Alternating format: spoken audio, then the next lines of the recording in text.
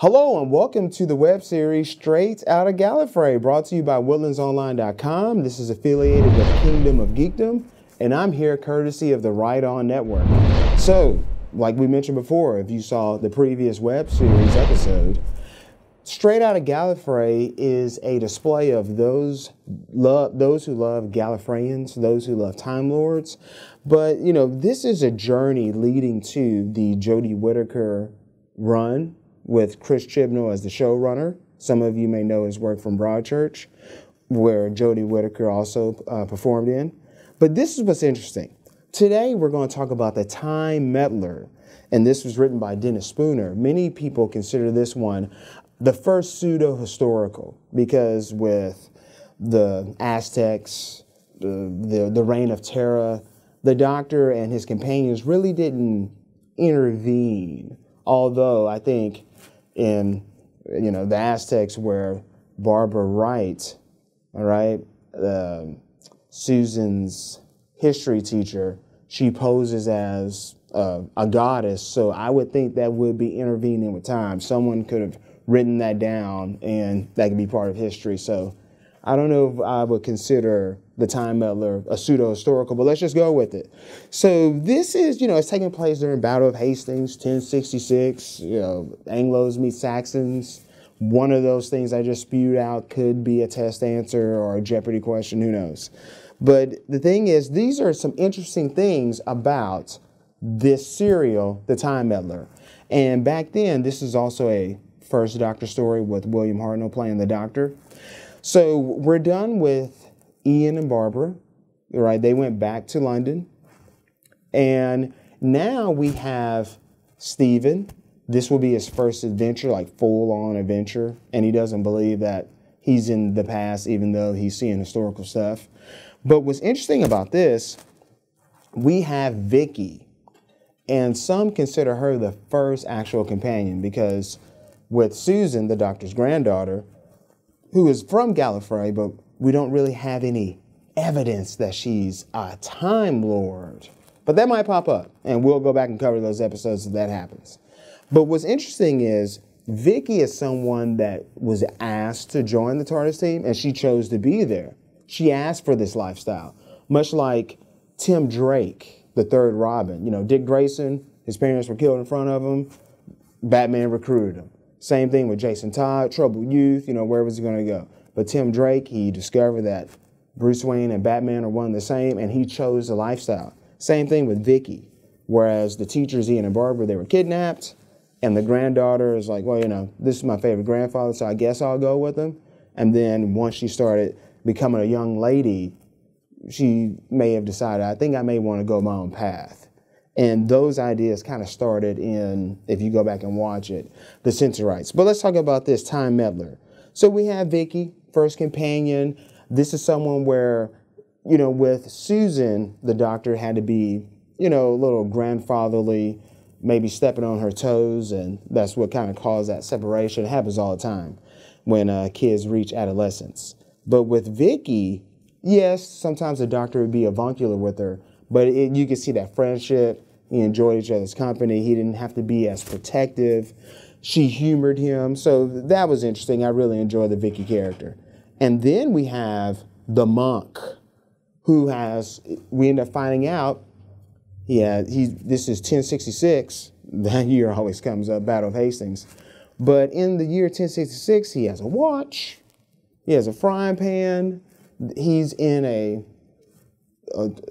tomb or a castle where you're hearing monks chanting, but then it sounds like a record is skipping. So you have all these, anachronistic type evidence going on where the Doctor's like, this is rather strange.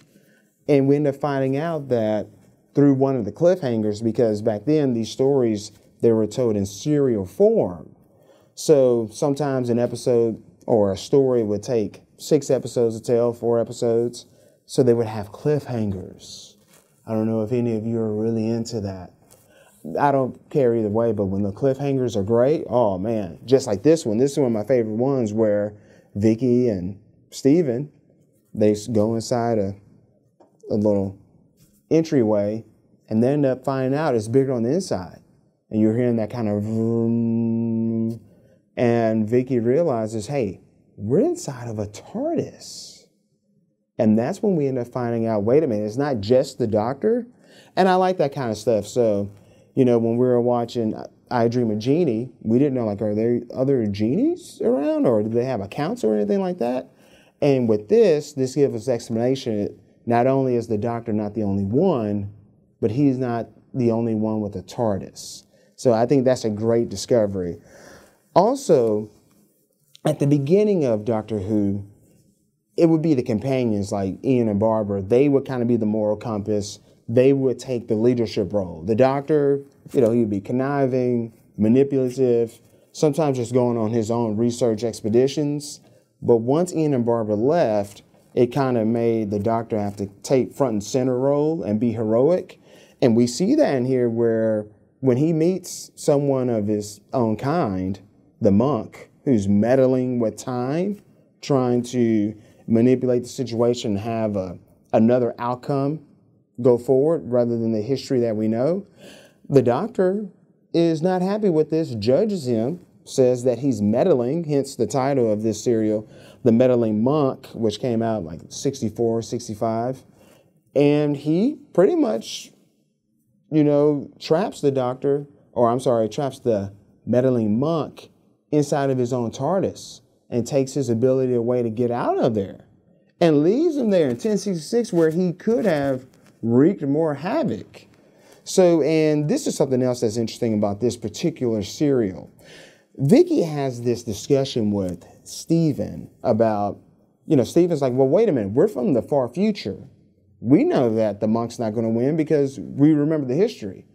And she told him, she had this conversation, which I think is pretty interesting because remember, this Doctor Who show, it's a family show. So you have the mom, the dad, the grandmother, and maybe a 15-year-old daughter and a 5-year-old son watching this. And I think this is an interesting conversation to have about time travel in front of a television audience, especially in 1964, 65, when TV is still relatively new. It's a new format. You don't have many channels to choose from, so you're probably watching this or something else, but chances are you're watching this if you're watching TV. So everyone at the same time is hearing this, and hey, I might not be a science fiction reader, so this might be the first time I might be exposed to this concept. Vicky mentions if we're back in time and time is being a scientific term messed with, then it will affect the events in the future, our knowledge in the future, but we won't know that those facts have changed because they're being changed right now in the past. And I just thought that was an interesting conversation. So once again, this web series, Straight Outta Gallifrey, that's for those who haven't gone back and really watched older episodes and you're kind of figuring out, okay, I want to go back and watch classic Doctor Who, but I don't know where to start. Well, these are just some friendly suggestions. Some people might give you a handful of a particular Doctor, and the route that I'm going to take is we're going to go on this path of let's follow those episodes that featured other Time Lords and Time Ladies. So that's all I have right now for the Time Meddler. I'll talk more about the Meddling Monk in the next episode. But thank you, WoodlandsOnline.com, for having me. This is affiliation with Kingdom of Geekdom. You can follow me back at TheRightOnNetwork.com. And you can reach me on Twitter at SOGallifrey, like So Gallifrey. So until next time, guys, cheers.